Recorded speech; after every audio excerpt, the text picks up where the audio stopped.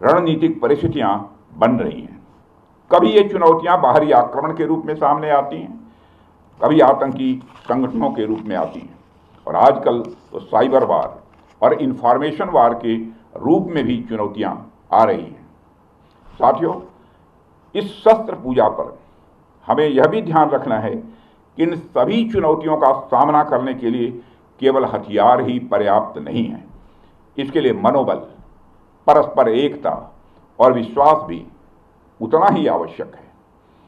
और पूरा देश इस बात पर विश्वास करता है कि हमारे सैनिकों के भीतर ये सभी मूल्य विद्यमान हैं, और मुझे गर्व है कि हमारी सेनाओं ने बार बार यह सिद्ध किया है कि केवल शस्त्रों की शक्ति पर नहीं, बल्कि अपने साहस और अपने संकल्प की शक्ति पर भी विजय प्राप्त करती है।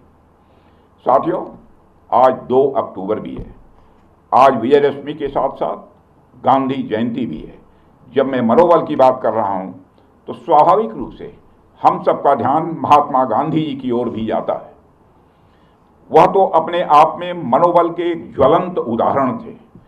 उनके पास दुश्मन से लड़ने के लिए सिवाय मन की शक्ति के अतिरिक्त और कोई भी हथियार नहीं था। इसके बावजूद उन्होंने उस समय की सबसे शक्तिशाली साम्राज्य को घुटनों पर ला दिया था।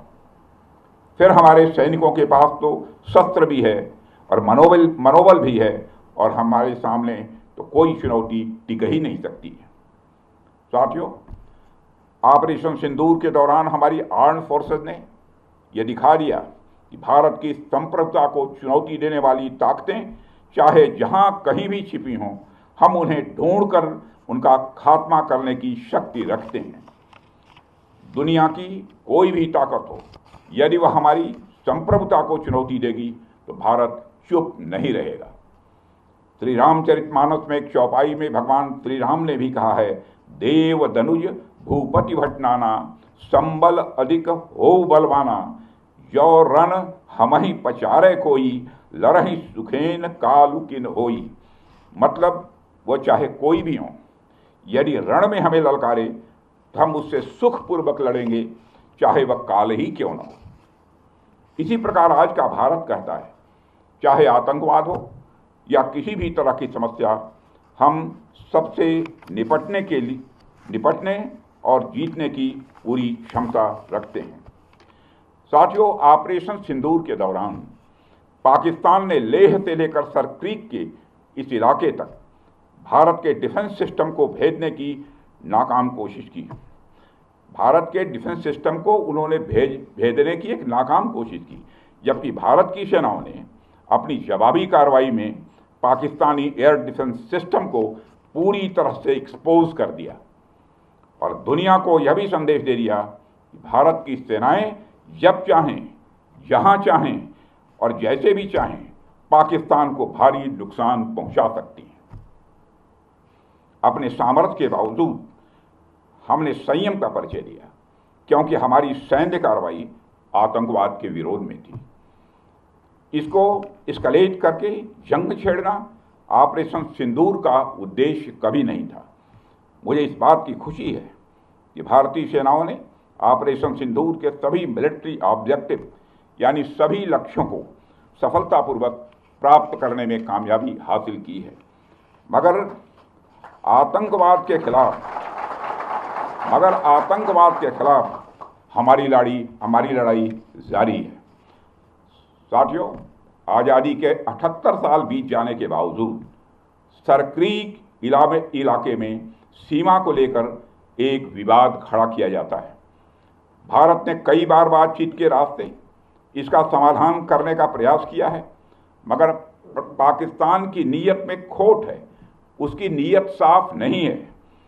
जिस तरह से हाल में पाकिस्तान की फौज ने सरक्रीक के सटे इलाकों में अपना मिलिट्री इंफ्रास्ट्रक्चर बढ़ाया है, वह उसकी नीयत बताता है।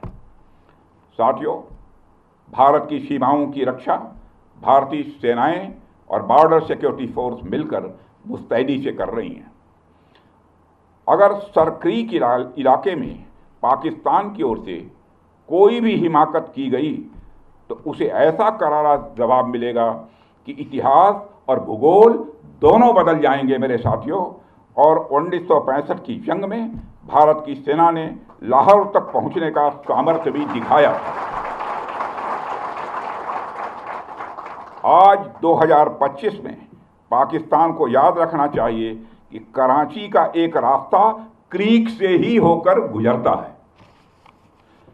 साथियों, आज जब हम यहाँ शस्त्र पूजा कर रहे हैं तो हमें माँ दुर्गा के उस स्वरूप को भी स्मरण करना चाहिए जब सभी देवताओं की शक्तियों का सम्मिलन हुआ और वह दिव्य शक्ति के रूप में प्रकट हुई।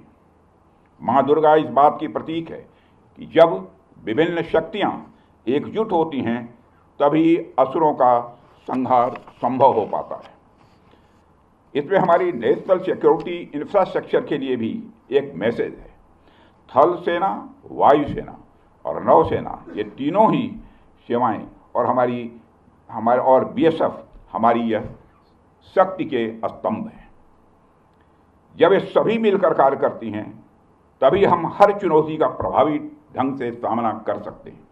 और हमारी सरकार लगातार अपनी सेनाओं के ज्वाइंटनेस पर भी बल दे रही है। साथियों, आज भी हमें ज्वाइंटनेस का ही एक उदाहरण देखने को मिला है। एक्सरसाइज वरुणास्त्र द्वारा हमारी सर्विसेज की संयुक्त क्षमता का प्रदर्शन देखकर मुझे पूरा भरोसा हो गया कि हम हर चुनौती का सामना करने के लिए तैयार हैं और दुश्मन के हर इरादे को नेस्त नाबूद करने के लिए पूर्ण रूप से तैयार हैं। साथियों, यह हमारी सेनाओं का ज्वाइंटनेस ही था जिसने ऑपरेशन सिंदूर को रिकॉर्ड समय में अंजाम दिया था। और मैं आज इस अवसर पर ऑपरेशन सिंदूर की सफलता पर अपने वीर जवानों और अधिकारियों को विशेष रूप से बधाई देना चाहता हूं। आपकी रणनीति, आपका साहस और आपकी क्षमता ने यह साबित कर दिया है कि भारत हर परिस्थिति में दुश्मन को मात देने में पूरी तरह से सक्षम है। मुझे पूरा विश्वास है कि आप सबका साहस, आप सबका शौर्य इसी प्रकार भारत की प्रभुता, संप्रभुता और अखंडता की रक्षा करता ही रहेगा।